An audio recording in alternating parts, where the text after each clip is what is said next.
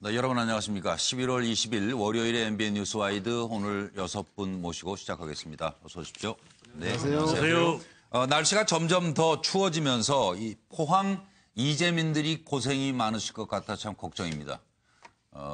국민 모두 힘을 모아야 되겠죠. 그리고 이번 주에 있는 이 수능도 잘 마무리될 수 있도록 관계자들께서 꼼꼼하게 준비해 주시길 바랍니다.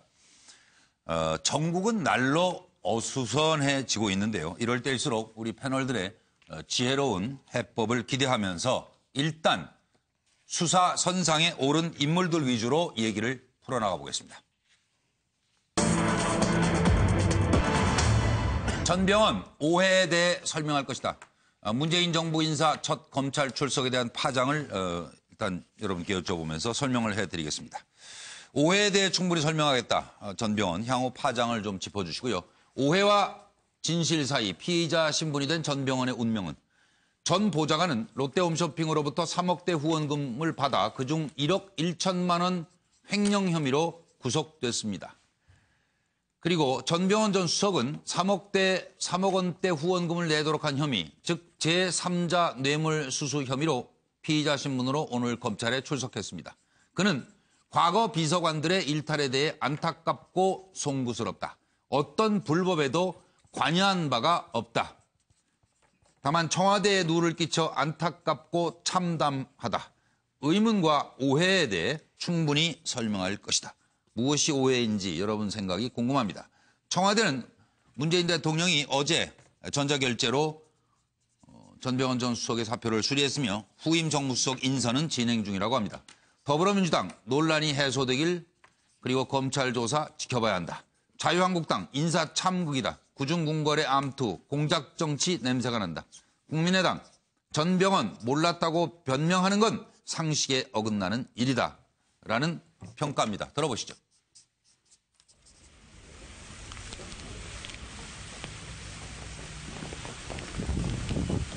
문재인 정부 고위공직자 가운데 처음으로 비리 혐의로 검찰에 소환됐는데 심경이 어떠십니까? 예, 알겠습니다. 예, 다시 한번 과거 의원 시절 두 전직 비서들의 일탈에 대해서 송구스럽게 생각합니다. 그리고 무엇보다도 청와대에 많은 누가 된 것 같아서 참으로 안타깝고 참담한 심정입니다. 그러나 다시 한번 분명하게 말씀드립니다만 저는 그 어떤 불법에도 관여한 바가 없습니다. 검찰에서 저에 대한 의문과 오해에 대해서 충분히 설명하도록 하겠습니다. 롯데홈쇼핑으로부터 3억 원 받았다는 뇌물 혐의 자체를 인정하지 않는다는 말씀이세요? 그런 것들은 안에서 다 물어보려고 저를 부르지 않았겠어요? 안에서 충분하게 설명하고 나오겠습니다. 전병헌 전 수석에 대한 검찰 조사, 불필요한 논란 해소되는 계기가 되길 기대합니다. 전 수석이 어떤 불법 행위도 관여한 바 없다고 밝힌 만큼 이번 소환 조사를 통해 불필요한 논란과 억측을 해소해 주시기를 기대하겠습니다. 여야 정치권도 새 정부를 깎아내기 위한 정쟁을 거두고 전 수석에 대한 검찰 조사를 지켜봐 주시기 당부드립니다.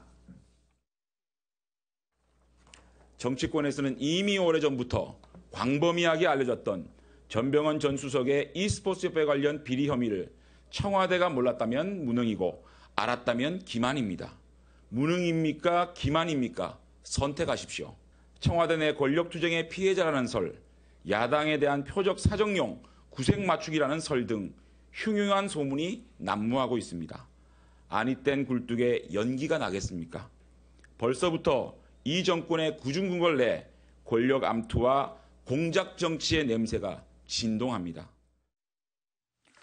네, 차례로 양문석 박사부터 말씀해 주십시오. 혐의에 대해서 단정적 발언은 안 하신다는 건 다 이미 알고 계실 것 같고요. 일단 오히려 지금 전병헌 전 수석의 오늘 소환 조사의 쟁점이 전병헌 전 수석의 혐의가 있냐 없냐의 그 쟁점보다는 한 세 가지의 쟁점이 있는 것 같습니다. 네. 오히려 청와대 내에서의 권력 투쟁, 권력 암투의 결과로 뭐 386들이 네. 386이 아닌 전병헌 전 수석을 밀어낸 것 아니냐. 네. 뭐 그러면서 전병헌 전 수석이 뭐 적폐청산 수사가 그만두자라고 하면서 386들이 강하게 그 반발하면서 밀어낸 것 아니냐라는 이런 의심들이 좀 있는 것 같은데요. 네. 계속해서 사설정보지의 그 정보를 통해 가지고 이런 이야기들을 하시는 분들이 계속 나오는 부분에서 상당히 유감입니다. 예.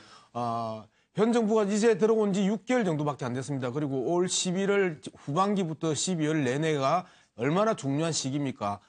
개혁 입법도 해야 되지요. 그다음에 예산안 처리해야 되지요. 그다음에 내년 개헌안 준비해야 되지요.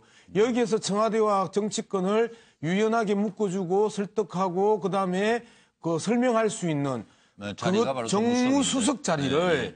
그 어떻게 청와대 내부에서 권력 투쟁이나 권력 암투를 통해서 쳐낼 수 있다고 상상을 하는 건지 예. 그 부분에 대해서 정말 이해가 안 되고요. 두 번째, 나머지 좀 서둘러 정리. 예, 검찰에 대한 문제도 이야기를 하겠습니다. 검찰의 타이밍이 하도 그 희한해서 그렇긴 하죠. 검찰에서 물타기 하는 것 아니냐, 예, 예. 그리고 하나 주고 5개 잡으려고 하는 거 아니냐, 뭐 이런 이야기들을 하는데. 기본적으로 검찰이 그 살아있는 권력, 형 권력, 그리고 정권 초기에 그 정무수석이라는 살아있는 권력의 수사를 그 진행하겠다고 했던 것들은 예. 말 그대로 검찰이 하명 수사를 받고 그 정권의 입맛대로 검찰이 누구 말대로 권력의 충견처럼 움직이는 것이 아니라 예. 말 그대로 살아있는 권력도 문제가 있으면 직접적으로 수뢰 사건에 대한 소환을 할 수 있는 네, 자유로운 수사권을 향유하고 있는 거다. 이제까지와 예. 그 많이 다르다라고 생각하고요. 그리고 그다음에 파장은? 정치적 파장은 저는 강풍이냐 아니냐는 예. 국민의당과 바른정당의 이후 논의가 어디로 흘러가느냐에 따라서 이 이슈들이 상당 부분 묻힐 가능성도 있고 예. 그다음에 안 그러면 이 이슈가 예. 오롯이 이 독보할 수도 있을 거다. 이후의 예. 정치 환경에 따라서 강풍이 되느냐 미풍이 되느냐는 그 이후의 상황에 달려 있다. 저는 이렇게 분석해 봅니다. 그럼 국민의당의 저 장시정 최고 나오셨으니까 얘기해 주세요. 제가 할까요? 예. 방심하고 있었는데. 그러세요? 저쪽에서 국민의당이 어떻게 하느냐가 중요하다고 하니까. 저는 청와대 인사검증 라인의 위기다 이렇게 예상을 했습니다. 네. 왜냐하면 전병헌 민정수석은 네. 그 제일 먼저 임명된 그 수석 비서관이 아니죠. 제일 먼저 조국 민정수석, 그다음에 조현옥 인사수석 네.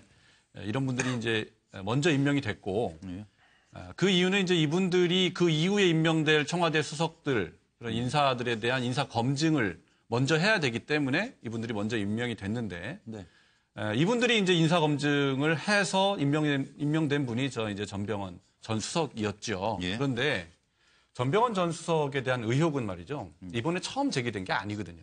예. 그래서 2015년 말 그러니까 이제 2016년에 총선이 있었지 않습니까? 예. 그때 이제 공천 과정에서 예. 전병헌 전 수석에 대한 여러 가지 의혹은 많이 제기가 됐고 심지어는 이제 곧 수사가 제기될 것이다. 이런 얘기도 많이 있었거든요. 파다했는데 그런 의혹을 청와대 그 인사 검증 라인이 몰랐을 리가 없습니다. 네. 저는 아까 우리 양 이사장님이 이제 누가 그랬나요? 저 청와대 자유한국당 대변인이 몰랐으면 무능이다 했지만 몰랐을 리는 없을 거고요. 예. 알았는데 이걸 뭉개고 간 거죠. 그러니까 안 밝혀질 거다라고 확신을 했는지 아니면 별거 아니다라고 이제 과소평가했든지 둘 중에 하나라고 생각하는데 네. 어느 경우든 큰 문제다. 인사 검증 라인에 예, 할 알겠습니다. 역할을 제대로 못한 것이 예. 이제야 이제 드러났다. 그래 따라서 예.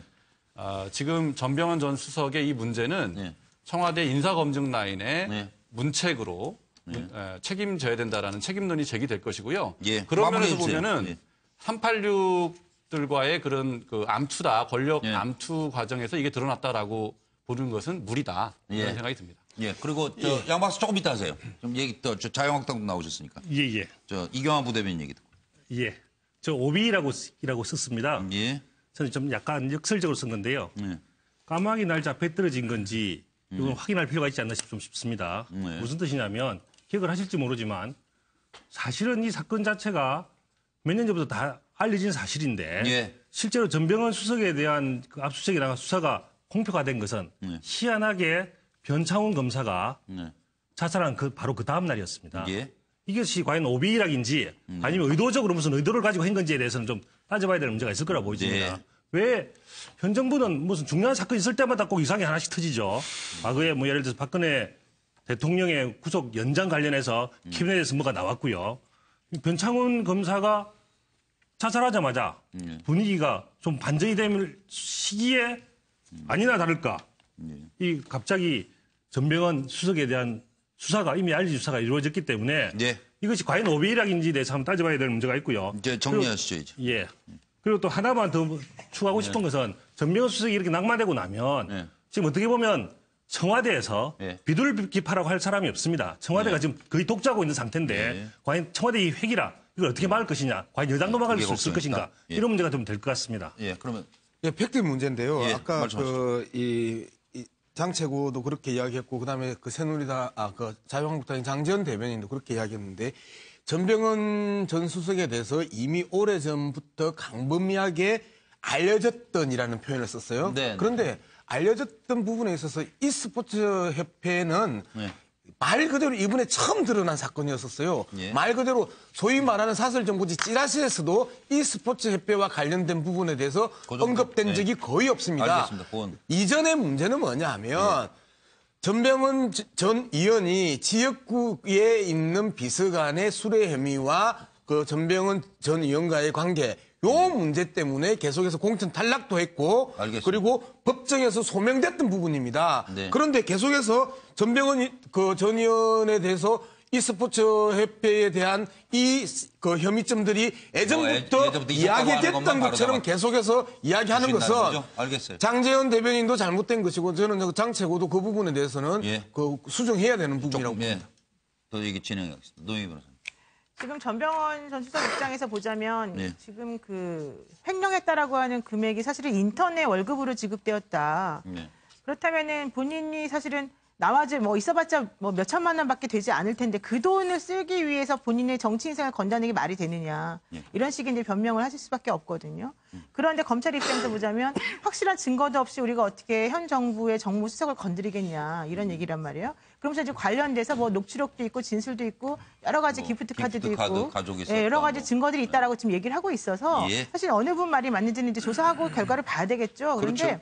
그 사실은 이제 오늘 국민의당 그 박주선 의원과의 그런 여러 가지 것이 좀 비교가 되면서 좀 생각해 볼 부분이 있습니다. 우리 국민의당 최고위원도 나오셨지만은 박주선 의원 같은 경우에도 김대중 전 대통령 때 법무비서관 하시면서 온로비 사건 때문에 옷을 벗으셨잖아요. 예. 그리고 구속까지 됐지만 결국은 무죄를 선고받으셨단 말이에요. 네. 그런 상황에서 보자면 전 의원 입장에서는 매우 억울하다라고 생각할 수밖에 없는데 예. 이제 그럼에도 불구하고 결과가 어떻게 나오는지는 봐야 되겠지만 예. 제가 봤을 때는 어떠한 결과가 나오더라도 여당이든 야당이든 정치적으로 이것을 아전 인수격으로 해석하시려고 하는 마음들이 있기 때문에 그걸 우리가 좀 경계해야 되는 게 아닌가 생각합니다. 맞습니다. 예, 서영호 소장.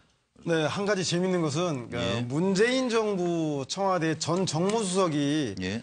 피의자로 소환되는데 오히려 홍준표 자유한국당 대표가 엄살을 막 부리고 있습니다. 뭐 이러다가 야당에게 뭐 더 큰 게 닥치는 게 아닌가. 이것은 무엇을 말하냐면 제가 보기엔 오히려 성역 없는 적폐청산의 신호탄으로 정치권을 받아들이고 있는 게 아닌가 싶은 생각이 듭니다. 잘 아시겠지만 전병헌 전 정무수석은 청와대 재임 시절이 아니라 2015년 의원 시절에 발생한 문제입니다. 그래서 이 문제로 인해서 조사를 받게 되었지만 그럼에도 불구하고 성역 없는 적폐청산이라는 문제에 대해서 청와대가 일정하게 정치적이고 도덕적인 부담을 가질 수밖에 없습니다. 그러나 더 중요한 것은 아마도 검찰 스스로가 청와대에 이런 수사 보고를 하고 있지 않습니까? 그 청와대도 민정수석실이 청와대 검찰의 수사 진행 사항을 보고받지 않고 있다 그래서 제가 볼 때는 검찰 스스로 진행하는 이 적폐청산이라든가 국정원 특수활동비 조사에 대해서 최경환 의원이 드러나 혐의를 받고 있는 것처럼 오히려 자유한국당에서 이 문제에 대해서 더 큰 전전긍긍하고 있지 않는가. 즉 검찰의 이 문제가 적폐청산의 더 큰 신호탄으로 받아들이는 것. 아마 도둑이 재발 저리는 격은 아닌가 싶은 생각이 듭니다. 예, 차명진 전 의원님. 예, 질문이 예. 전병헌 검찰 수석의 출석의 향후 파장, 그렇죠? 예. 이게 제 오른쪽에 두 분은 처음 나와서 그런지 질문과 다른 대답하시는데. 정확한 답을 했어요. 정확한 답을. 그거 제가 판단할게요. 중립 잡고 얘기만 계시네. 하세요. 군기 좀 잡히세요. 그거. 네. 제가 볼 때 이렇습니다. 이 시간이 되면은 아마 잊혀질 거다. 왜? 첫째, 이 사건이 검찰의 수사 대상이 된 것 자체가 네. 상당히 소문에 비해서는 오래 걸렸거든요. 그러니까 예. 검찰이 타이밍을 본 거 아니냐. 예. 그렇게 의심할 수밖에 없는데 그렇다면 향후에 또 시간이 지나면 검찰도 이 부분의 경중에 대해서 다시 따질 거다. 그다음에 두 번째, 지금 이 전병헌 수석의 어떤 그 수사에 대해서 특히 여당에서는 이 성형 없는 수사다라고 이렇게 이제 얘기하는데 그런 의지를 보인 거다 이렇게 얘기하는데 사실은 전병헌 수석은 이 개인 혹은 그 비서관의 어떤 비리에 관한 거예요. 지금 야당은 그게 아니라 야당의 정체성 자체가 위협받는 뭐 국정원 댓글, 국정원 특수활동비 이걸로 지금 압박을 받고 있는데 이거하고 어떻게 전병헌 수석권하고 이게 비교가 가능합니까? 향후에도 제가 볼 땐 전혀 이 전병헌 수석권이 어떤 전국을 좌지우지할 수 없어요. 그래서 또 흐지부지 될 거다. 셋째, 중요한 건데 전병헌 수석이 민주당 당내 출신이에요. 이분이 정치판에서 잔뼈가 굵은 사람이에요. 그렇죠. 이분의 입, 여당도 아마 무시할 수 없을 거예요. 이분이 자기가 몰리면 가만히 있겠어요? 이 권력의 속성이라는 게 그런 겁니다. 그래서 여당 속에서도 이분을 어떻게 보면 심기를 잘 살펴봐야 보살펴서 된다. 타이밍이 되면은 어떻게 좀 흐지부지하지 않을까. 저는 시간이 흐르면 사그러들 거다 이렇게 예측합니다. 자, 다음 인물은 초이노믹스로 알려진 최경환 의원인데요. 최경환 의원에게도 추운 겨울이 오는 것 같습니다.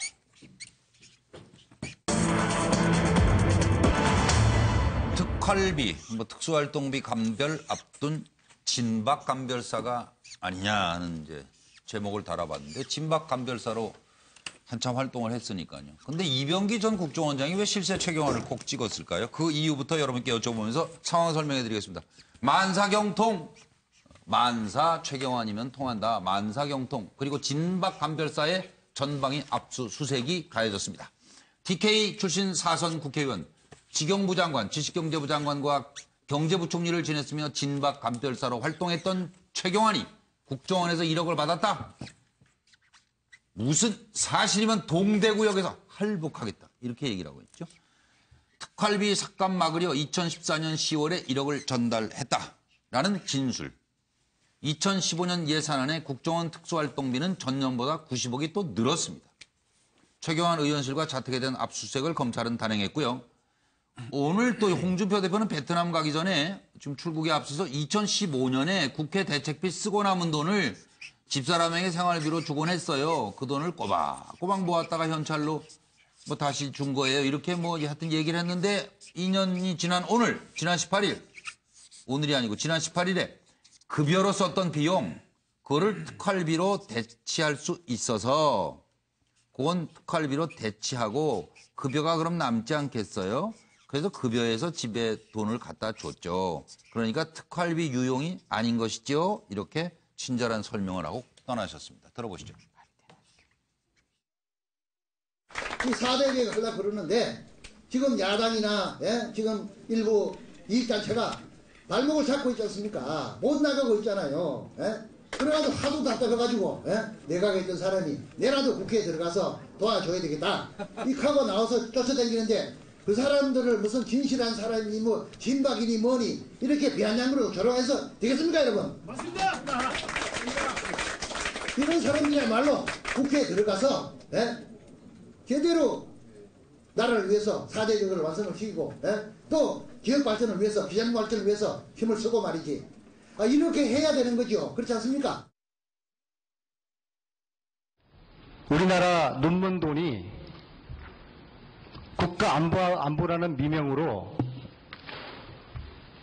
쌈짓돈으로 불리는 논문돈으로 불리는 특수활동비가 많은 건으로 89톤입니다. 이게 영수증 없이 논문돈으로 처리되고 있다는 게 이게 말이 됩니까? 제가 알고 있기로는요, 기밀 유지가 필요한 또 국가 안보 사항에 필요한 그런 정보 군사 또 국정 수행 이런 활동에만 아주 최소화해서 지원을 하고 있고 이것은 역대 정부 어느 정부 할 것이 다 유지되어 왔던 그런 제도 아니겠습니까? 그래서 이런 부분들을 어떻게 조금 더 효율화하고 또 투명하자 뭐 이런 부분에 대해서는 또 지혜를 모아야 되겠지만 기재부 예비비에서 전체를 그렇게 특수활동비로 하시는 거는 그건 또 너무 특수활동비로 편성된 등시 없는 복지는 허구락하고 뒷다리 잡았잖아요. 도와주기는 그냥 대통령이 지금 죽을 지경 아닙니까? 솔직히. 제가 바로 옆에 있으면요. 참 아슬아슬합니다. 아유 저 어른이 저러다가 혹시 우시면 어떡하나 싶어서 정말로 참 우리라도 이게 참 좀 도와야 될 텐데. 대한민국 헌법 1조는 박근혜 정부에서 잘 지켜지고 있다. 좀 헷갈리는 사람이 있어서. 네, 시작을 양문석 박사부터 하는데 요건 30초 이내로. 예, 저는 말 그대로 이 이병기 전 비서실장의 경력을 보면 좀 답이 있다고 봅니다. 노태우 정부 시절에 3년 동안 청와대 비서실에 의전 비서관을 합니다. 김영삼 대통령 시절에는 국가안전기획부, 소위 말하는 국정원의 전신 안기부의 제2차장을 합니다. 그다음에 이명박 정부 시절에는 여의도 연구소 고문을 쭉 합니다. 그다음에 박근혜 정부에 들어와서 국정원 원장과 대통령 비서실장을 합니다. 또다시 재기를 꿈꾸는 거 아니냐. 홍준표 대표를 도와주면서 친박들의 핵심을 딱 잘라내면서 고자질을 딱 하면서 보수 정권의 그 재기가 가능할 때 한 자리 또 꿈꾸는 것 아닐까 이런 생각을. 차명지 전 의원님 손을 들었는데 왜? 양 소장하고 비슷한 부분이 있어가지고 시간을 줄이기 위해서. 이분이 훈수 구단이에요. 그 훈수 구단인 건 양 소장이 얘기했잖아요. 근데 현재 처지와 앞으로의 계획은 좀 틀린 것 같아요. 제가 볼 때 이제 현재 처지는 이분도 사실은 이 특수활동비와 관련해서 상당히 들어가 보니 본인의 용처 이런 것에 대한 자료를 많이 겸찰이 확보하고 있는 것 같고 그 이원수 실장인가 하는 사람이 다 부른 것 같고 하니까 현재 그 본인이 빠져나가기 위해서 누군가를 걸고 가야 되는데 그렇게 볼 때 훈수 구단의 감으로 보면 최경환 의원을 아무리 큰 거목인 것 같아도 톡 치면 넘어질 것 같다는 건 아는 거예요. 그래서 최경환 의원을 톡 건드려서 이렇게 쓰러뜨린 거죠. 알겠습니다. 노영희 변호사님, 이렇게 이제 톡톡 쳐요? 진술하다 보면 경찰 그렇죠. 불려가서. 네, 사실 그렇죠. 이제 한 번씩 딱 쳐보면 답이 뭐라고 나오냐 보고서 이제 그 다음 질문을 이어가는 건데. 이현세 기조실장이 먼저 말을 했어요, 사실은. 이 최경환 그에게 1억 주었다라고 하는 것이 회계장부에 적혀 있다. 왜 그걸 주었느냐? 당시 최경환 의원이 진박 실세였는데 야당 의원들이 국정원의 특활비를 삭감하려고 한다. 있을 수 있는 일이냐? 그래가지고 최경환 의원에게 로비를 하면 괜찮다라는 의견 때문이었다는 거거든요. 근데 정말로 저런 일이 있고 난 다음에 그때 올랐어요. 100억 원인가가. 90억 뭐 늘었다고. 그러니까 실질적으로 보면 그러한 국정원의 전략이 맞았던 것이고. 그러니까 1억 주고 90억이면 괜찮네요. 그렇죠. 그러니까 저런 식의 장사를 참 잘하신 거다라고 밖에 볼 수 없는데. 그러니까 어차피 이현세 기조실장이 지금 현재 매우 구체적이고 매우 설득력 있는 증거를 가지고 당시 상황에 대해서 진술하고 있는 상황에서 이병기 전 국정원장이 자기 혼자 아니라고 해봤자 의미가 없는 거 아니겠습니까? 그렇네요. 당연한 거라고 봅니다. 알겠습니다. 장진영 최고 생각은? 저는 처음으로 이렇게 최경환 전 장관이 지명이 됐지만 이제 이건 결국 시작일 뿐이다라고 생각하고요. 큰 의미를 줄 필요가 있을까? 앞으로 이제 줄줄이 나오지 않을까 이런 생각이 듭니다. 그러니까 이제 국정원장들이 지금 구속되거나 이제 곧 구속될 수 있는 상황에서 자기 밑에 있는 직원을 걸고 들어간 거잖아요. 좀 그 원장으로서 저게 또 책임자로서 이게 별로 이렇게 좋은 모습은 아니어 보이는데 이제 그 밑에 있는 그 누구죠? 지금 문제가 된 사람이 이현수 실장이 기조실장, 그 실장 입장에서는 화가 날 것 같아요. 어떻게 나를 갖고 부하를 저렇게 걸고 넘어지나. 이제는 이제 줄줄이 나오지 않을까 앞으로. 그러게요. 이제는 시작일 뿐이다. 큰 의미를 부여할 필요는 없다. 저는 그렇게 생각합니다. 자유한국당 이경환 부대변인 생각. 그냥 특별히 찍은 이유는 별거 없다고 생각하고요. 단순히 그냥 이병기 전 실장이 검찰에 조사받을 때 증거를 제시하면서 회계장부 써 있네. 최경환 이름 써 있고 이렇게 써 있고 그리고 또 다른 분이 이렇게 진술했으니 그 부분에 대해서 확인을 구하는 차원에서 이야기를 했을 뿐이지 뭐 지금 그 두 분께서 이병기 실장과 최경환 전 의원이 서로 무슨 무슨 운수지간이라고 특별히 콕 집어서 얘기를 했습니다.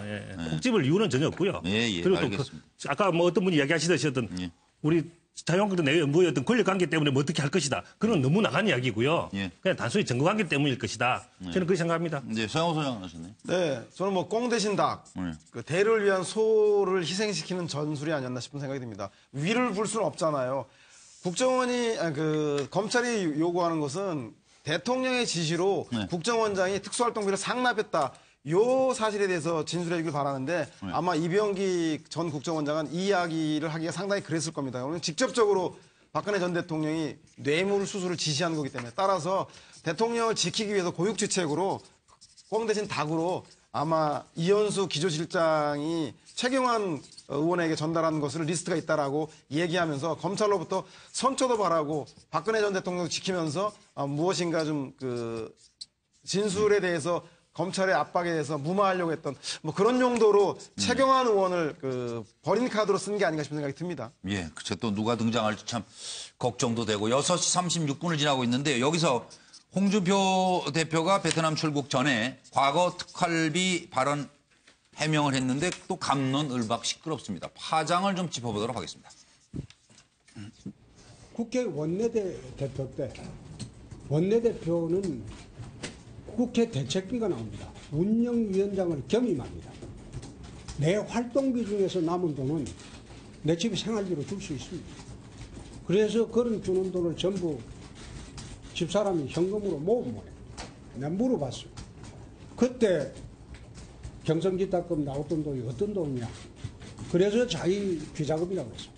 그래서 지금 쓰고 남은 돈이 아들 결혼식 때 한 3천만 원 쓰고 지금 1억 5천이 남아있다. 국정원 특활비하고 다를 바가 전혀 없어요. 전혀 없어요. 똑같이 장관총장도 같은 선상에서 수사를 받아야 돼요.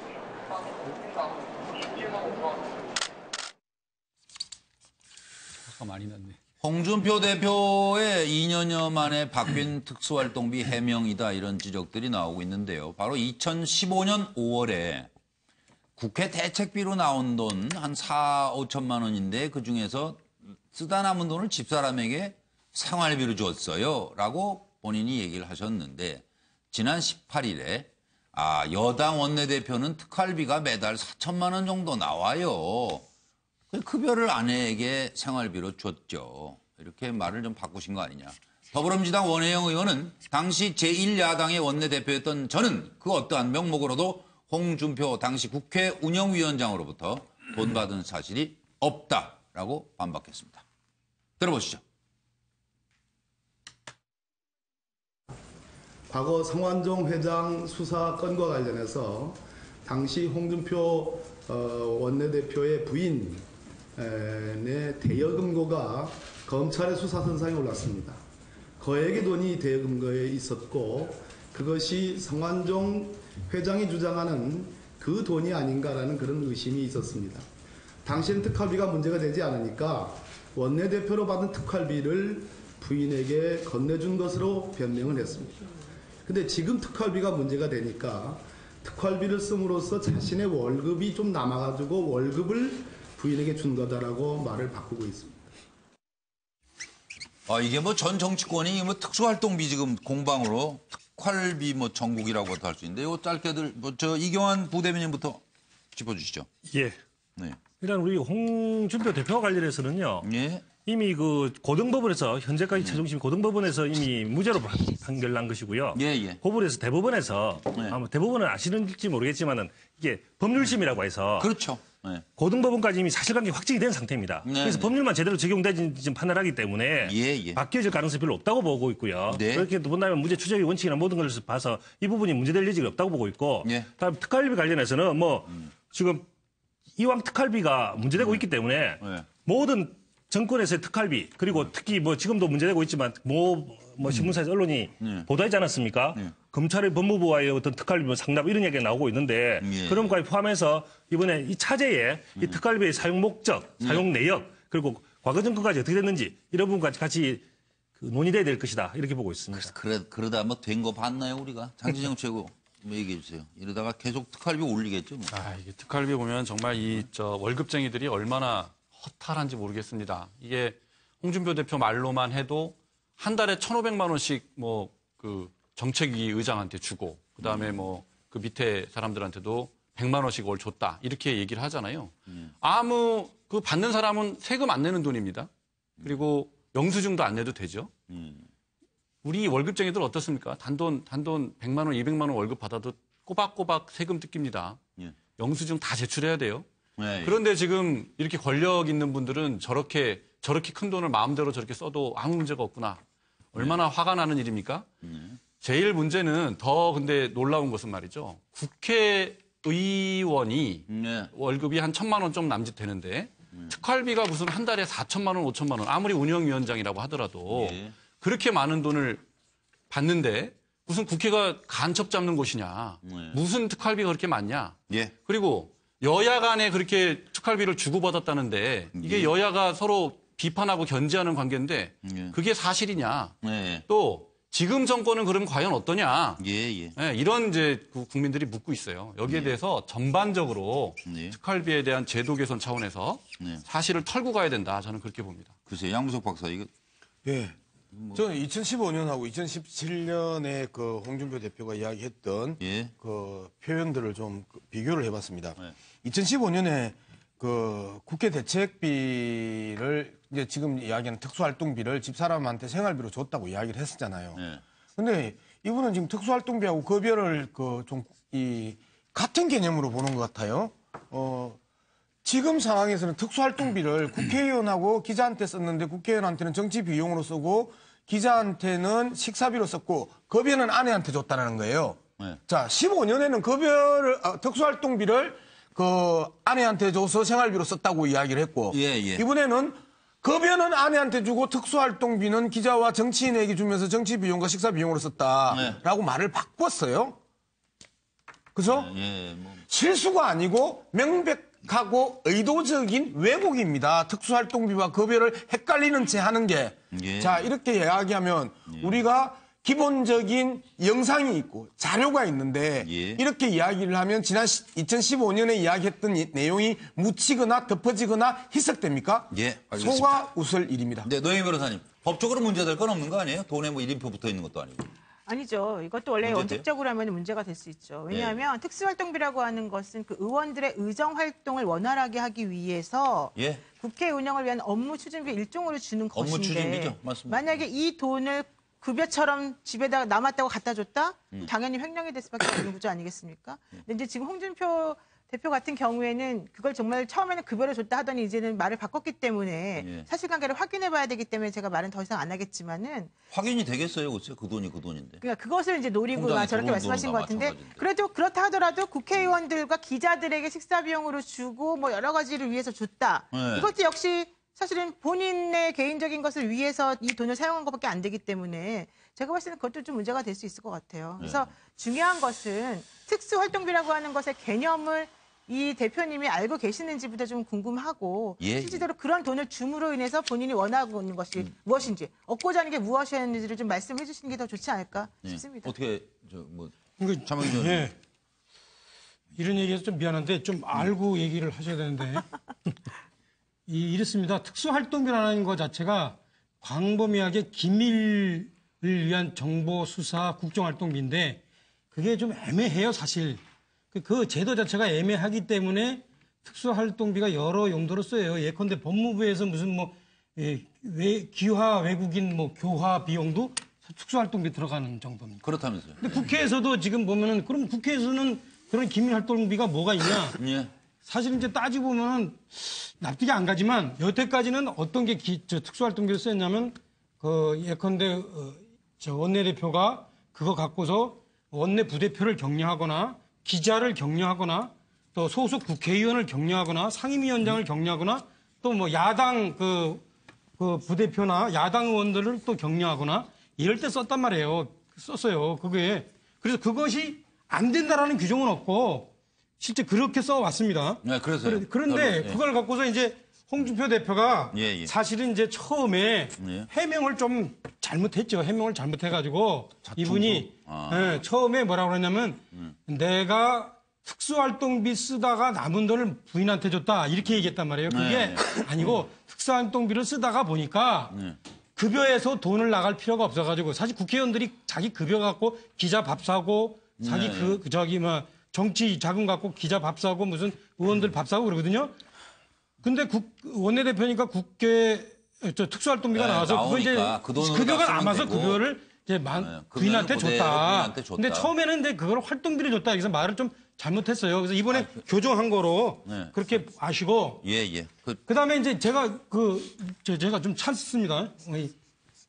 이번에 찬스라는 게 있지도 않는데 뭘 찬스를 특수활동비와 관련해서 제가 현재 돌아가는 전국의 본질을 그림에다 그렸어요. 뭐냐? 도둑이 도둑을 잡으려고 하고 있어요, 지금. 법무부에 상납한 검찰이 청와대에 상납했다는 국정원을 지금 범인으로 잡아가고 있는 이러한 기현상이 지금 대한민국에서 벌어지고 있습니다. 아니, 그리고 지금 조금 전에 알고 얘기하세요는 뭐예요, 포인트? 제가 잠깐 뭘 알지 못하고 얘기했다는 거예요? 그러니까 노영희 변호사가 지금 국회 특수활동비를 저런 표정 처음 봐요, 지금. 국회 특수활동비를 기자 밥 사고 의원 밥 사고 한 거를 쓴 것이 잘못됐다고 얘기하는 것 자체가 잘 모르는 얘기죠. 잘 들어보세요. 특수활동비의 개념은 제가 여러 가지 많이 틀리셨기 때문에 그동안 침묵하고 있었는데 이 자리에서 정확히 밝힙니다. 특수활동비의 개념은 기밀 유지가 필요한 국정 수행 활동에 드는 경비 등등을 위해서 쓰는 돈이에요. 자, 여기서 그러면은 국회의원이 다른 국회의원이나 기자들에게 발표하는 것이 기밀 활동에 필요한 것입니까? 첫 번째 질문이고요. 이따가 답해 주시고 두 번째로 이거 역시 그동안에 우리 차 의원님 맨날 말씀하신 게 이 돈은 영수증 처리도 필요 없고 어디다 밝히라고 하는 게 하나도 없다고 계속 말씀하셨는데 틀렸습니다. 왜냐하면 지출 증빙이라고 하는 것이 반드시 필요해요. 이 돈도. 그리고 이게 어디 써 있냐면 특수활동비에 대한 계산 증명 지침이라고 하는 것이 있고 여기 보면 영수증을 첨부해서 어디에 사용했는지 적게 제출하게 돼 있습니다. 다만 감사원 지침에 뭐라고 나오냐면 그럼에도 불구하고 이것을 사용처를 밝히면 혹시라도 국가 안보나 여러 가지 상황에 대해서 문제가 될 것이 우려될 때에만 예외적으로 밝히지 않아도 되는 거예요. 마무리하시는 걸로. 잘 모르시는 사람 누구한테 함부로 잘 안다 모른다 말씀하십니까? 아니 무슨 상임위원장이나 이런 특수활동비를 써본 적은 없으시죠? 저 써봤어요. 근데 써봤는데 그리고 원내대표한테 특수활동비도 받아봤고 그러니까 거기서 기밀 유지를 위한 국정활동비를 해석을 어떻게 하느냐 이런 문제인데 알겠습니다. 국회에서는 여태까지 그렇게 해왔어요. 그래서 그거를 법적으로 문제가 된다 아니다라고 얘기하는 것 자체가 틀렸다는 얘기고 그다음에 지출 증빙 문제는 있잖아요. 이랬습니다. 특수활동비 쓸 때 꼭 영수증 있잖아요. 세무서에 제출하는 영수증 이런 거를 꼭 제출할 필요가 없고 받은 사람이 예컨대 경력금 받은 사람이 나 받았습니다라고 확인서 쓰고 그러면 되는데 그거조차도 안 해도 되는 경우들이 상당히 있어요.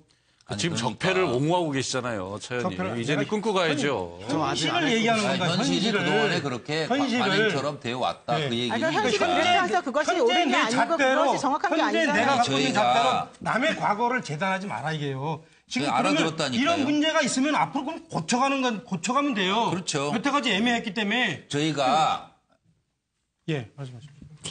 뉴스와이드에서 패널들께 특수활동비도 못 드리고 그러니까.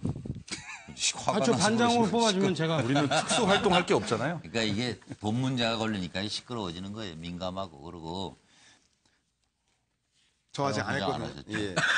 참말로. 아니 아까도 얘기했으니까 저 정리를 잘 해드리고 하려고 노영희 변호사가 말씀했지만 이 청와대 들어간 돈은 특수공작 사업비라고 돼 있는데 어떻게 이게 명목이 되냐면 특수 상황이 발생해 국가에 특수 상황이 발생해 국민 안전을 위해 긴급히 써야 하는 공작금 명목으로 쓸 수 있는 돈인데 이게 이제 몇몇 특수한 분들의 오남용이에요. 어디다 쓰는지도 모르고 막 갖다 쓴 거예요. 그래서 국민 속을 딱 뒤집어 놓는 거예요, 지금.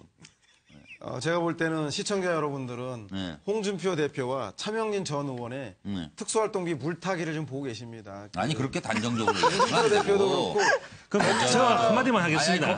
그런 얘기 하시니까 저도 한마디만 하겠습니다. 잠깐만 기세요. 얘기 듣고 기회 드릴게요. 홍준표 대표가 사실은 특활비 얘기한 게 왜 박근혜 전 대통령의 청와대만 특활비를 얘기하느냐, 검찰도 그걸 하고 있지 않느냐라고 해서 특활비 얘기했는데 결국 그러다가 홍준표 대표 자신이 쓴 특활비 문제가 지금 문제가 되고 있지 않습니까?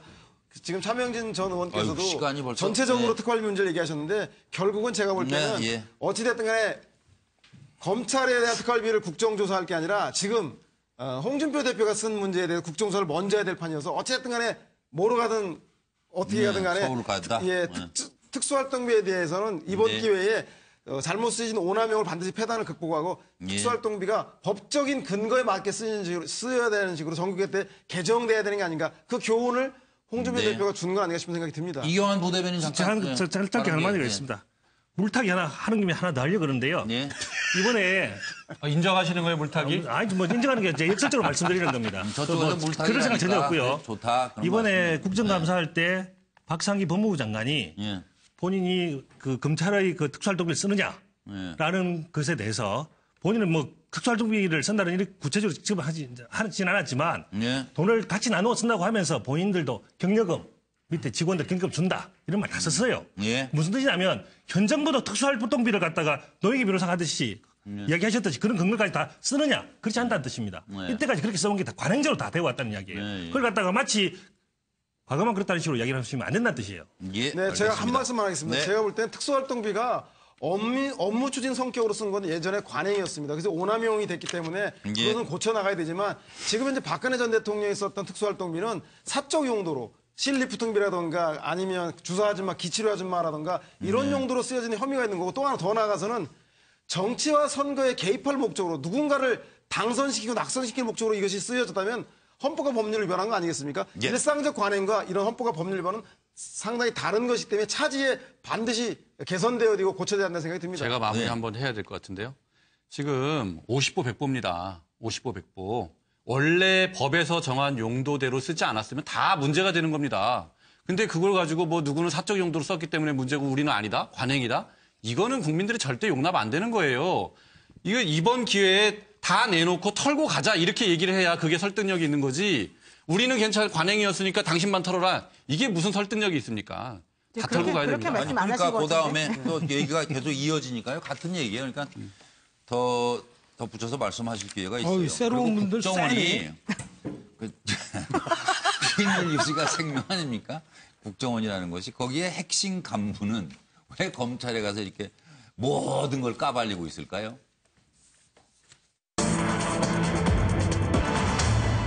한이 입을 다물면 될 일을, 그리고 비밀 유지를 해야 될 특수활동비를 누구 얼마 주고 누구 얼마 주고 왜 다 까발리는 거예요? 국정원장이 3번 바뀔 때 안 바뀌었어요. 이 금고지기는. 국정원 기조실장이라는 자리가 그렇습니다. 이현수 전 실장이 화끈한 진술을 하는 이유, 그리고 전직 국정원장들 지금 3분 다 지금 어려운 처지인데 이분들하고 이현수 실장하고 지금 서로 무슨 생각을 하고 있을지 그걸 같이 좀 짚어주시기 바랍니다. 금고지기 이현수 화끈하게 본 이유가 뭡니까? 이현수 리스트 때문에 지금 뭐 광풍이 불어오고 있는 거예요. 아이고 국정농단 간신히 피했는데 덜컥 잡혀갔죠? 이제만 안 본 건. 그리고 3인의 국정원장은 쟤는 왜 구속을 안 시키냐고, 이현수를 왜 구속 안 시키냐고 그러고 있고, 최경환 의원은 무슨 말도 안 되는 사실이면 할복을 해버릴 거예요. 좀 살벌합니다. 정부 4년 내내, 박근혜 전 정부 4년 내내 3명의 국정원장을 거치는 동안 기획조정실장은 1명, 국정원 안살림 챙기는 금고지기, 연간 5천억 규모, 매년 영수증 필요 없는 돈, 대한민국에서 가장 안전한 돈의 결재권을 가졌던 사람. 그거 한 2조를 썼다는 얘기예요. 40억 원은 청와대 상납했어요. 5만 원권 현금 다발로 007 가방에 전달을 했죠. 아주 구체적으로 진술했습니다. 그리고 특활비 삭감 막으려고요. 최경환 부총리한테 또 1억을 또 갖다 드렸죠. 이렇게 얘기를 한 겁니다. 들어보시죠.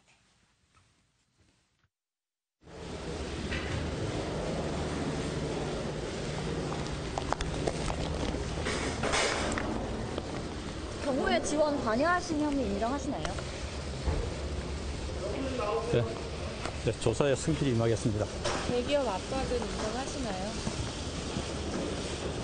왜 지원을 요구하셨나요? 누구 지시 받으셨어요?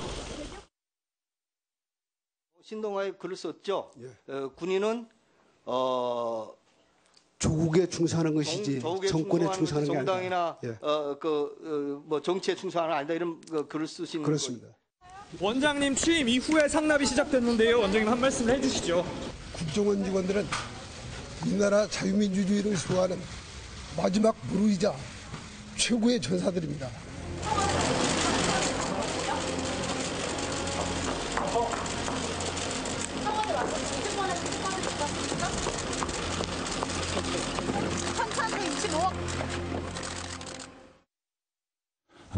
두 분 다시는 제 머릿속에서 정치 관여랄까 또 정치 개입이랄까 이런 점에 관해서는 잊어버리고 살겠다는 그런 생각을 가지고 있습니다.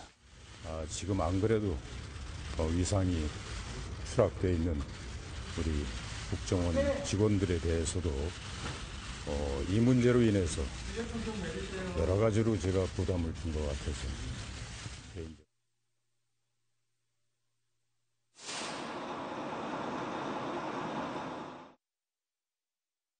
근데 저도 나는 저는 참 믿었는데 군인이시라 군인 다시 추천하신 것 같아서. 국정원의 정치 개입은 국정원을 망치는 길입니다.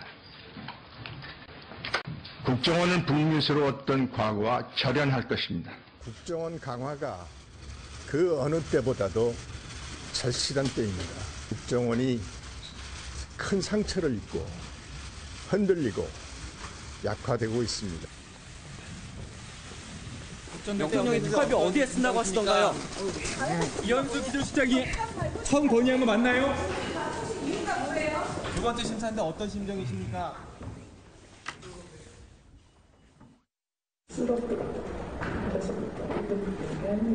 정치가 없으면 대피명이나 더 조사한다고 그래.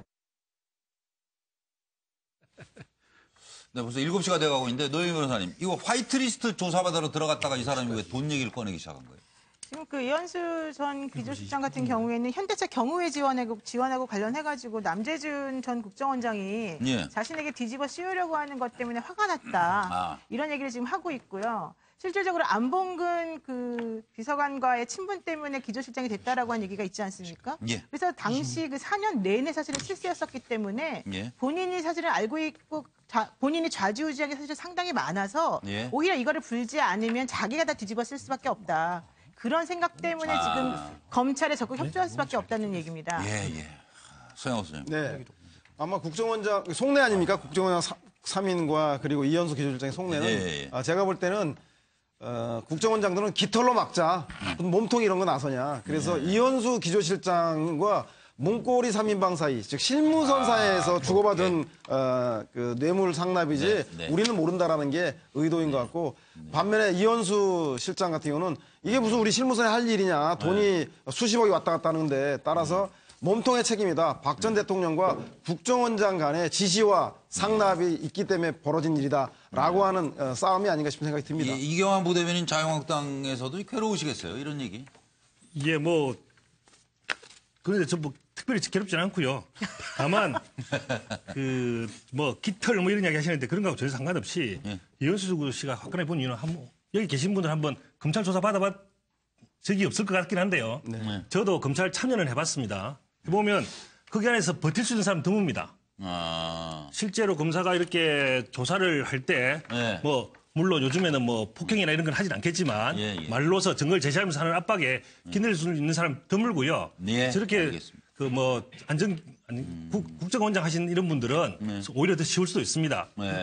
말씀드리는 것은 결과적으로 각자 도생하기 위해서 어쩔 수 없이 사는 거다라는 이야기를 말씀드리는 거고요. 그 과정에서 이렇게 그 자백을 많이 시키는 것은 검찰의 능력으로 볼 수도 있는데 이런 과정에서 혹시 변창훈 검사처럼 혹시 무리한 강압 수사가 있을까봐 그게 걱정이 되는 부분입니다. 예. 장기정 최고로 가겠습니다. 뭐 이현수 실장은 자신을 그 전 국정원 자기가 모셨던 국정원장들이 자기를 이제 몰고 들어가는 여기에 이제 화가 났을 것 같아요. 그래서 지금 전 정권의 실세였던 사람을 딱 지목해서 지금 이제 곤궁에 빠뜨렸는데 봤지? 나 건드리면 어떻게 되는지 알지? 뭐 이런 뭐 경고 같은 그런 걸 보냈다. 판도라의 상자를 내가 열까? 뭐 이런 메시지를 던진 거 아니냐 이렇게 볼 수도 있을 것 그렇죠. 같습니다. 매년 5천억 쓴다는데 뭐 1억 정도 간 거 말고 여기에 얼마나 많은 사람이 어디로 갔을까? 네. 상상만 늘 해보세요. 이러고 하나 탁 던진 거다. 차명희 전 의원. 검찰 조사 저 5번 받아봤습니다. 네. 제가 아는데요. 검사들이 사실 물어봤어. 아니 검사들이 무섭긴 무섭지만 갑이다 갑. 본인이 거기서 좀 나름대로 자기가 소신 있고 또 구린 게 없으면 충분히 당당하게 답할 수 있어요. 근데 제가 보면 이현수 씨는 이런 것 같아요. 이 배신의 끝판왕인 것 같아요. 최순실보다 이현수 씨가 한 수 위인 것 같아요. 이현수 씨는 그야말로 모든 정권에서 가장 믿을 사람을 시킨다는 기조실장이에요. 국정원 기조실장 자리는 아무나 주는 게 아니죠. 소위 말하면 아까도 우리가 논란이 됐지만 게 번지수 주소가 딱 붙지 않는 돈 1조 원을 자기가 주문하는 거예요. 1조 원. 1조 원인데 거의 9천억이니까. 예. 국정원 예산 자체가 전부 다 특수한 활동비니까. 예, 그렇긴 하죠. 그런데 이것을 어디다 어떻게 쓰느냐의 노하우는 본인만 알고 있어요. 예. 사실은 국정원장도 와가지고 물어봐요. 기조실장한테 이거 어떻게 하는 겁니까? 아, 이거는 원래 이렇게 해왔습니다. 이거는 이렇게 하는 겁니다. 이렇게 책정됐습니다. 제가 볼 때 분명히 이현수 씨가 이 3인의 국정원장들한테 이렇게 하는 거다라고 가르쳤을 거예요. 아마 제가 볼 때 조금 아는 사람은 저기서 이병기 실장 정도? 이 정도는 좀 알지만. 실제 내 아는 거는 이현수 씨가 다 아는데 이 사람이 안봉근 통해서 됐으니까. 안봉근 다 알겠죠. 안봉근 통해서 됐으니까 얼마나 박근혜 전 대통령이 얼마나 무소불위의 권력을 휘둘렀겠어요. 신임을 했겠어요. 그런데 이 사람이 지금 자기가 다 코치해놓고 이제 와서는 위에서 시켜서 왜 이렇게 했다. 길게 하시는 거예요, 근데? 네, 미안합니다. 위에서 시켰다 했다. 예. 그리고 뭐 이병호 실장이 뭐 자기 얘기를 해가지고 자기가 화가 나서 그랬다. 이거는 핑계에 불과하고. 알겠습니다. 기본적으로 저 사람은 제가 보면 저렇게 하면 안 돼요. 혀를 깨물고 죽든지 해야지. 어떻게 또 무슨 말씀이에요 지금? 자기가 아니 자기를 믿고 장부를 맡겼는데 그 장부를 갖다 바치는 게 어디 있어요, 그게? 내부 양심 선언 이런 거 모르겠어요. 안 하셨죠? 예. 양보. 아니, 근데 좀 정확하게 팩트 문제만 좀 이제 좀 지적할 필요가 있는데요. 이현수 기조실장이 장부를 갖다 바쳤다라는 어떠한 언론 보도도 없었었고요. 그리고 검찰에서 그 부분에서 밝힌 적이 없습니다. 회계 장부를 확보했다는 이야기만 있습니다. 그렇기 때문에 지금 차명진 의원이 그렇게 이야기하는 부분에 대해서는 팩트 왜곡이고요. 어쨌든 검찰이 국정원의 회계 장부를 가지고 있기 때문에 이현수 기조실장 같은 경우에는 참 비켜나가기 힘들다. 자신의 결제들이잖아요. 자신의 사인들이 있는 회계 장부를 들이밀면서 인정을 해라라고 요구를 하니까 어쩔 수 없이 인정을 해야 되는 거고. 두 번째는 감정이 좀 이제 상한 거죠. 국정원장 3인방이 제가 주라고 해서 그냥 줬다. 라고 지금 계속 그렇게 이야기를 했었잖아요. 그런데 이현수 기조실장은 원장이 주라고 해서 줬다.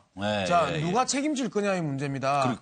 책임의 문제가 아주 뚜렷하게 나오기 때문에 지시자가 누구냐. 박근혜 대통령이 달라고 했기 때문에 줬다고 국정원장이 이야기를 했고 그 준 과정에 있어서는 이현수 기조실장이 주라고 이제까지 관행이니까 주라고 했기 때문에 줬다. 그러면서 국정원장 3인방 빠지려고 그래요, 여기서 자꾸. 그건 자기가 시켜놓고. 지금 이 이야기하는 네가 나한테 시켰잖아. 그래서 내가 갖다 좋은 거 아니야. 이 이야기를 이현수가 하는 것이고요. 거기서 목소리가 높아질 필요는 없을 것 같아요. 마지막으로는 뒤집어 쓰는 데 있어서 뇌물입니다. 횡령이요. 지금 당장에 40억 플러스 30억 나가서 지금 70억 정도가 특활비로 빠져나갔는데 여기에서 소명하지 않으면 이현수 기조실장은 70억을 자기가 먹은 거예요. 영수증이 없으니까 어차피. 회계장부 조작입니다. 그렇습니다. 이 상황에서 이현수 실장은 이야기할 수밖에 없는 거죠. 그리고 혹여 이현수 실장이 회계장부를 갖다 줬다 하면 잘못된 가능에 대해서 바꾸려고 하거나 자기 살려고 내놓는 거나 국가사회가 국정원이 바로 되는데 그게 기분 나쁜 거 아닐 거예요? 이번에는 내부자에 대해서 제발 좀 고민합시다. 이번에는 국정원장들의 각자 다른 생존법을 또 좀 살펴보도록 하겠습니다.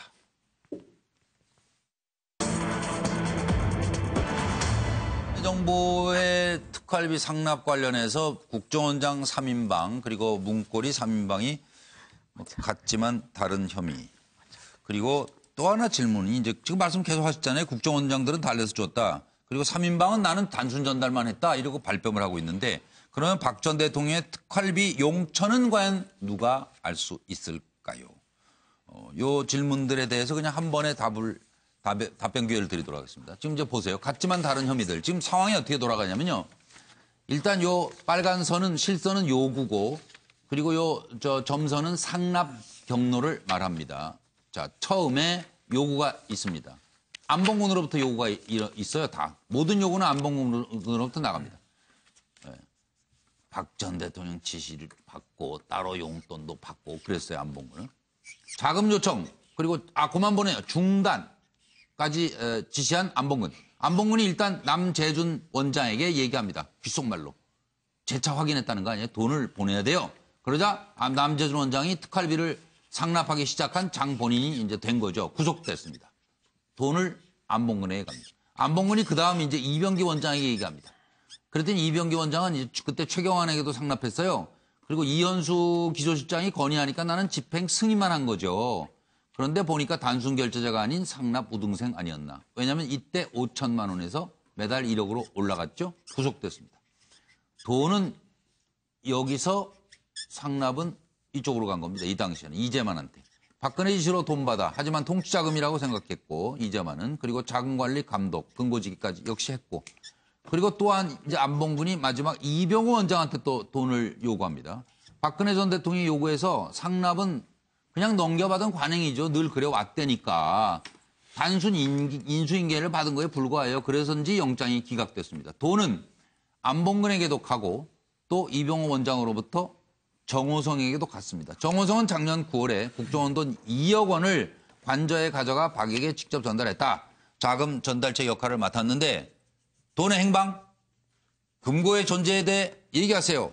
아는 바가 없는데요. 라고 주장했습니다. 그러면 관저에 가져간 이 많은 현찰은 도대체 어디에 두고 쓴 것인지 궁금하시죠? 들어보겠습니다. 네. 국정원 특활비 상납 받았습니까? 검찰 조사에 성실히 임하겠습니다. 아니요. 국정원 특활비 상납 받았습니까? 아니, 몇 년 동안 받으셨습니까? 몇 년 동안 받으셨어요? 얼마나 받으셨습니까?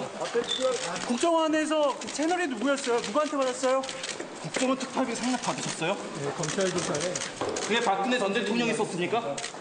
국정원 돈은 박근혜 전 대통령이 썼습니까? 박근혜 전 대통령 알고 있었습니까? 그 돈이 어디에 쓰였어요? 지금 상황에 대해서 말씀해 주시죠. 박 전 대통령 한 받고 있는 이 상황에 예. 대해서 말씀해 주시죠. 어떻게 생각하십니까? 말씀을 해주시고 가세요. 지금 상황에 대해서 말씀해 주시죠. 이건 수사 내용이 아니잖아요. 지금 심정이 어떠신지 말씀해 주시죠. 검찰 조사에 성실히 임하겠습니다.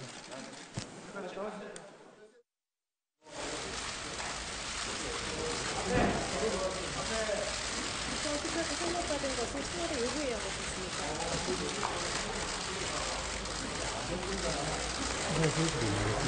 특활비 상납 과정에서 박근혜 전 대통령 인지하고 있었죠.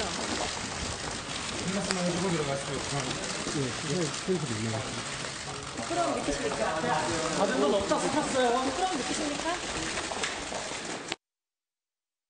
저희는 최순실 씨를 선생님이라고 불렀습니까?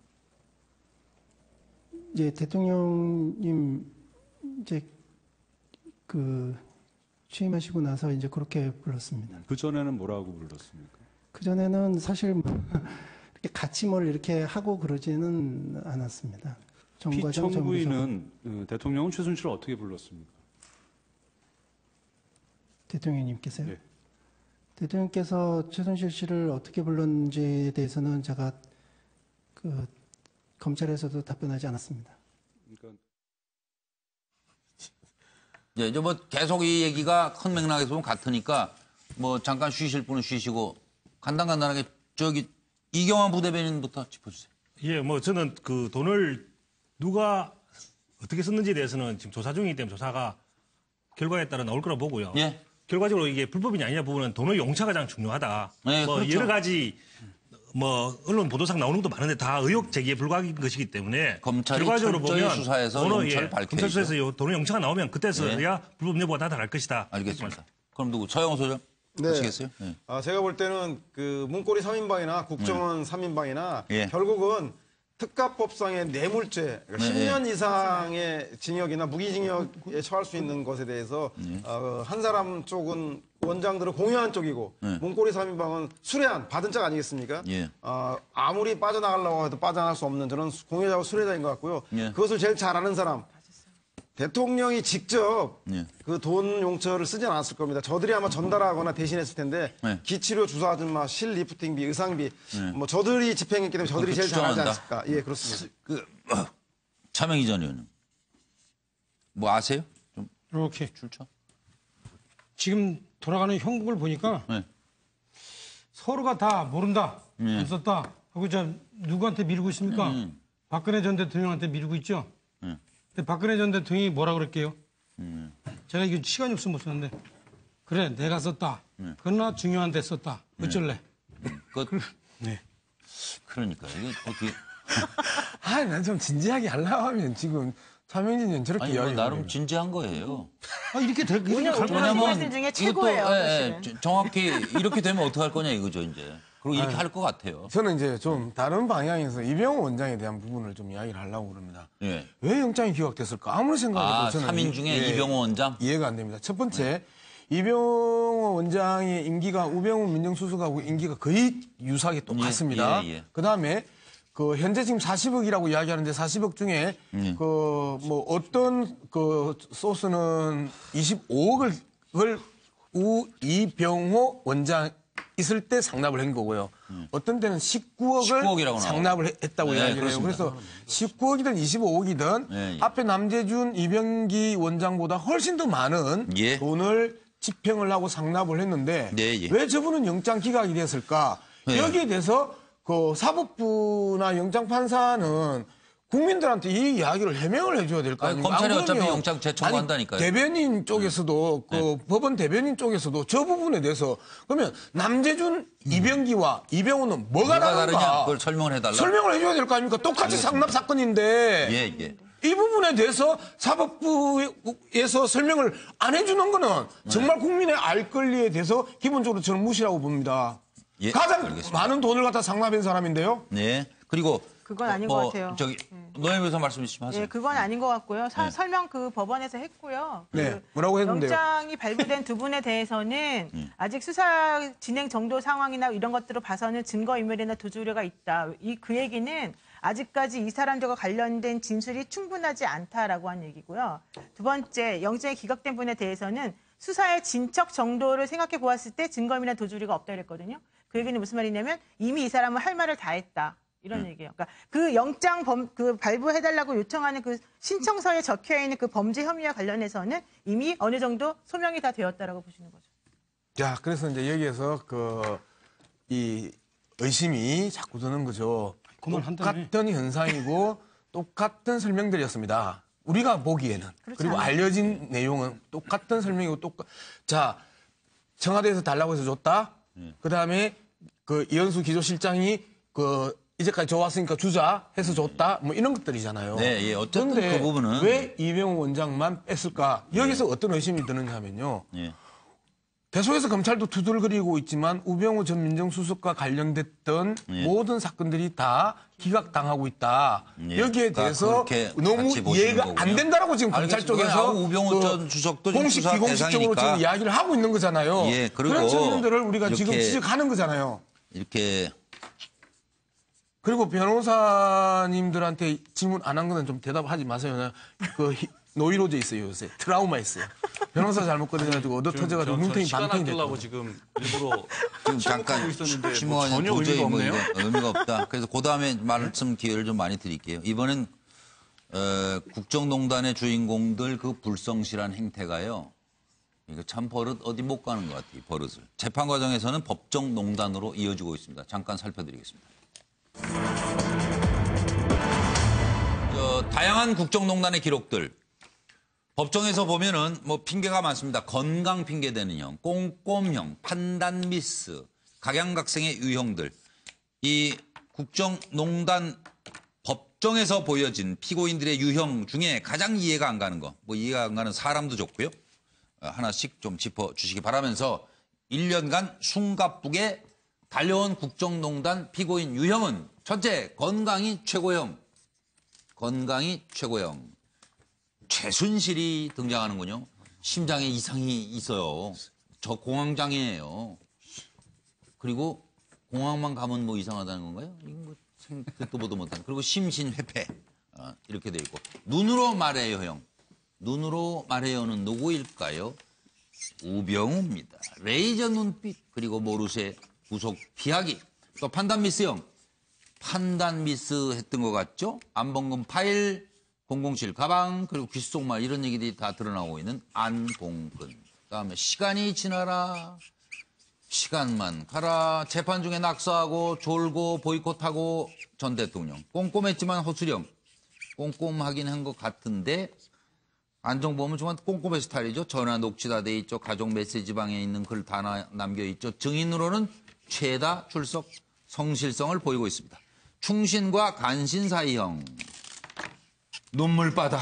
증언 거부 수리술술 자백. 정호성 얘기입니다. 들어보시죠. 국정농단 피고인 유형을 알아보겠어요. 첫 번째, 건강이 최고형. 지금도 구치소에서 계속 약을 먹지 않으면 심장이 뛰고 잠을 잘 수가 없고 막 그 폐쇄공포증 같은 게 와서 아까도 그래서 잠깐 양혈부하고 약을 먹었거든요. 시간아 지나라형. 피고인 측에 앉아있는 박근혜 전 대통령을 봤을 때 어떠한 반응이 없었습니다. 그분 자체가 내가 이 법정에 왜 앉아있지? 이런 느낌이 있었어요. 내가 뭘 잘못해서 이 법정에 앉아있지? 본인이 어떠한 잘못을 했고 국민들에게 어떠한 본분을 샀는지도 인지를 못하고 있는 것 같아요. 네. 눈으로 말해요 형. 가족회사 자금 유용한 거에 대해서 인정하십니까? 되시면 마지막 인터뷰일 수도 있는데 한마디만 해주십시오. 국민들에게 하실 말씀이 있다면서요? 대통령이 관련해서 참으로 가슴 아프고 참담한 그런 심정이 들어가 있습니다. 조사받고 나온 신경 한마디만 해주시죠. 충실히 조사받고 설명드렸습니다. 들어갈 때 참담하다고 하셨는데 그게 무슨 뜻인지 한마디만 부탁드리겠습니다. 고생 많으십니다. 지금 7시 17분을 넘어가고 있는데요. 장진영 최고위원부터 좀 말씀해 주세요. 예. 저는 지금 이 사건에 관련된 피고인들이 전부 다 하여튼 사상 초유의 유형이다. 이런 점에서 사상 최대 공무원 간 뇌물 스캔들. 그러니까요. 이건 또 듣도 보도 못한 보통 뇌물은 그냥 뭐 기업인들이 공무원한테 주고 뭐 이런 것들이 문제가 되는데 이건 준 사람도 공무원이고 받은 사람도 공무원이고 뭐 이런 거는 처음 본 것 같아요. 굉장히 아주 특이한 경우이고요. 그다음에 이제 여기 나오는 등장인물 중에 역시 가장 이해가 안 되는 피고인 유형은 이제 박근혜 대통령, 전 대통령이죠. 제가 이제 변호사이기도 한데 변호사 입장에서 어떻게 그 피고인이 자기 변호할 변호인을 어떻게 저런 사람들을 모아놓을까라는 점에서 정말 이해가 안 됐어요. 이제 우리 헌법재판소 그 재판 탄핵 그 과정을 봐도 재판관에게 대드는 그 변호사는 상상을 못하는 거거든요. 어떤 한 사람의 인생을 좌우할 수 있는 재판을 진행하면서 아무리 변호사가 자기 마음에 안 드는 판사 재판 진행이 있다 하더라도 자기는 정말 이 속이 뒤집어지지만 내 의뢰인을 위해서는 그걸 다 참고 이렇게 고개를 숙일 수밖에 없는 게 변호사의 숙명이에요. 자기 정치하러 나온 사람들 같아요. 그런데 그 앞에서 세상에 배 들고 말이죠. 재판관에게 모욕을 주고 마무리 그런 분들을 피고인이 자기 변호인으로서 계속 유지를 했다. 이런 점에서 저는 가장 이해가 안 되는 피고인 유형이다. 저는 그렇게 생각합니다. 차명희 전 의원이 이제 짧은 모범을 한번 보여주시죠. 저는 장진영 씨가 나온다고 해가지고 배우가 나오는 줄 알았어요. 근데 변호사 나와가지고 무슨 같은 변호사끼리 싸움이나 했었고 그래. 내가 볼 때는 다른 변호사를 욕을 하잖아. 차명진 전 의원님. 그 변호사들은 자기 나름대로 최선을 다했다고 했을 텐데 그 사람들이 들으면 뭐라 그러겠어요. 하여튼 그렇고 저는 박근혜 대통령이 사실은 제일 이해가 안 돼요. 박근혜 대통령이 저하고 결론이 같으신데 그러세요? 네, 근데 저는 만약에 이제 박근혜 대통령이 일찍 그냥 그때 자진하야 할까 말까 할 때 자진하야했으면 이후에 박근혜 아웃 주장하는 사람들이 상당히 그 참 닭도던 게 지금 쳐다보는 게 되고 오늘날 같이 이런 사법적으로 참 치욕적인 그런 상황도 안 겪었을 테고 또 뭐 국정농단 2가 지금 벌어지고 있잖아요, 그죠? 특수활동비 관련해서 이런 사건도 없었을 텐데 참으로 참 그 안타깝습니다. 권력이 뭔지. 저요?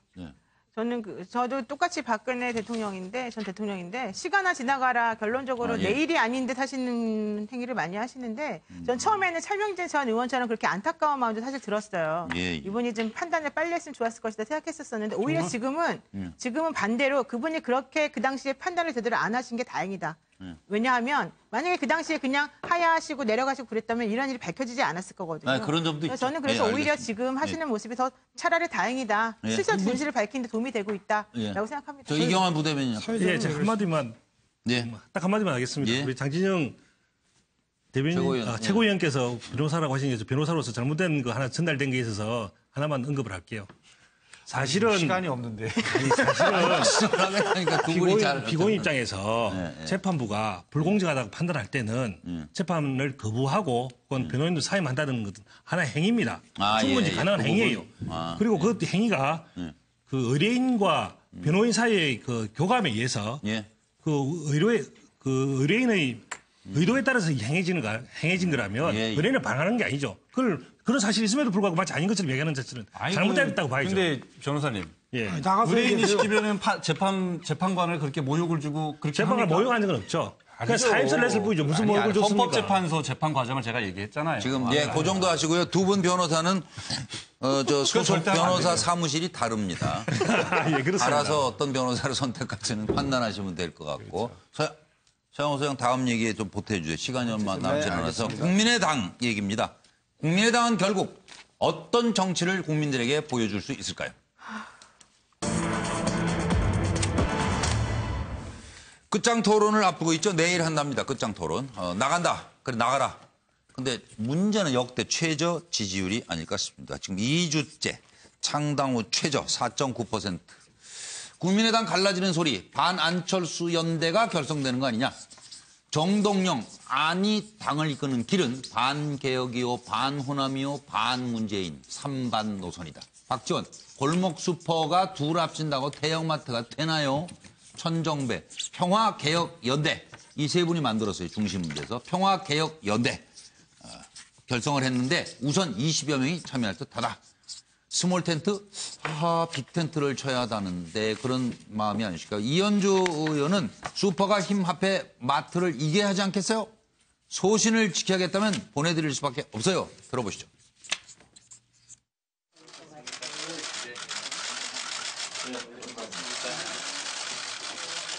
송비섭 비서장 맞아요? 아까 와가지고 저는 따로 갑니다. 그 사람은 대표 참모장의 역할을 하는 사람이 이런데 와서 이야기 좀 들어보고 대표를 좀 제대로 보좌를 하고 안내를 해야 될 거 아니냐 뭐라고 있어요.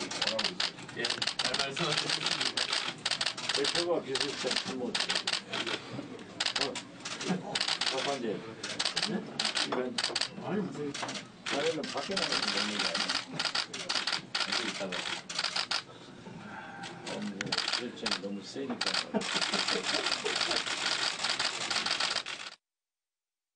근데 지금 뭐 어쨌든 여기에 대해서 안철수 흔들기를 하고 있다. 뭐 그래서 일부 의원들이 비판을 하고 있는 모양이던데 당에 도움이 안 된다. 이 부분은 어떻게 생각하십니까? 안철수 흔들기가 아니고요. 예. 당 바로 세우기입니다. 그리고 당을 흔드는 것은 안철수 대표입니다. 저희들하고 대화를 하거나 소통을 할 때는 어떠한 경우에도 통합은 없다. 필요에 의거해서 연합연대할 수 있다. 그걸 누가 반대합니까? 연합연대는요. 다당제이기 때문에 예. 자동적으로 됩니다. 네, 이건 아무래도 국민의당 오늘 나오셨으니까요. 장진영 최고위원부터 말씀 주십시오. 예, 지금 뭐 굉장히 걱정도 많으시고 예. 뭐 어떻게 될까 관심도 많으신 것 같아요. 국민의당이 이제 핫플레이스가 되고 있는데 내일부터 이제 본격적인 토론이 시작됩니다. 내일 막 끝장 토론이라고 하지만 끝장 토론은 아니고요. 예. 내일 의원들 간의 토론하고 그다음에 이제 원외 지역위원장들, 그다음에 이제 뭐 당원들 이렇게 쭉 시리즈 토론이 진행이 됩니다. 예. 이게 골목 슈퍼가 합친다고 마트를 못 당할지 아니면 이 골목 슈퍼가 합쳐서 마트를 당할 수 있는 그런 묘안이 나올지 예. 지금은 이제 상상력이 필요한 시기다 생각하고요. 저희 구성원들이 전부 머리를 짜내서 최대한 상상의 나래를 한번 펴보겠습니다. 예, 알겠습니다. 다른 또 분들 얘기도 좀 참고하셨으면 좋겠어요. 네. 저 이경환 부대변인 말씀 주십시오. 예. 뭐 사실은 뭐 남의 당 일에 간섭하면 안 되는데 질문하셨으니까 제 생각만 말씀을 드리겠습니다. 어쨌든 뭐 조만간 바로 끝장 토론을 한다고 하시는데 제가 보건대는 아직까지 그 모순이 격화되지 않아서 아마 단기적으로 봉합이 될 거라 보여집니다. 그러나 어쨌든 앞으로 정치적인 발전에 따라서 사실 중도의 길이 어렵거든요. 중도의 길이 어렵고 중도에 있는 사람들 모으기가 쉽지가 않기 때문에 장기적으로 봐서는 어쨌든 이념이 일치되는 사람들끼리 그 탈당 혹은 분당의 방식을 통해서 어떤 새로운 정치판이 짜이지 않을까 그렇게 예상 한번 해봅니다. 자유한국당에서 하시고 저 양무석 박사는 어떻게 보세요? 예, 대통령을 꿈꾸는 안철수 대표 입장에서는 그 영호남의 결합과 통합이 그 절박한 내용이겠지만은요. 기본적인 이념과 그 진행 방향이 그 다른 상황에서 심리적 분당 상태가 지속될 겁니다. 그런데 실질적으로 분당의 그 행동이 들어가는 시점은 국민의당 스스로가 결정하는 게 아니라 바른정당에서 탈당파가 6명 이상이 그 자유한국당으로 넘어가는 시점. 이때 본격적인 그 분당의 상황들이 갈 가능성이 높다. 저는 그렇게 생각합니다. 예, 차명희 전 의원님. 그 박지원 의원이 비판은 잘했어요. 그 슈퍼 합친다고 마트 못 했는데 대신 박지원 의원이 못 본 게 있어요. 그 국민의당 사람들이 그 마트 쪽으로 간다고 해서 마트에 본 좌판은 안 줘요. 바깥에 임시 좌판만 할 수 있을 뿐이에요. 절대 본진으로 못 들어갑니다. 예, 알겠습니다. 노영희 변호사님. 서로 국민의당이 기본적으로 그 노선이 서로 다르고 가치관이 다른 분들이 사실은 나와서 만든 당이잖아요. 저는 이 당을 사실은 참 처음에 지지하고 잘 되길 많이 바랬는데 결론적으로 기름과 물의 형태로 현재까지 나오고 있는 것 같아요. 이거는 상호 양보와 배려라고 하는 것이 좀 부족하기 때문인 것 같습니다. 결국은 모두 패자가 될 수밖에 없으니까 상호 양보하십시오.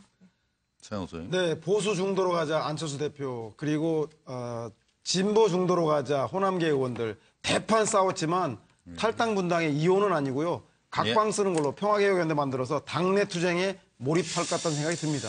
예, 그리고 저 차명희 전 의원 말씀하신 대로 못 본 것이 없는가 그 생각이 저는 들어요. 정치하시는 분들 거울 보면서 내 배지 자리나만 보지 마시고 내가 혹시 국민의 아픔을 못 본 것은 없는지 한 번 더 생각해 보셨으면 합니다. 김주아 앵커가 준비하고 있는 MBN 뉴스팔로 이어드리겠습니다. 안녕히 계십시오.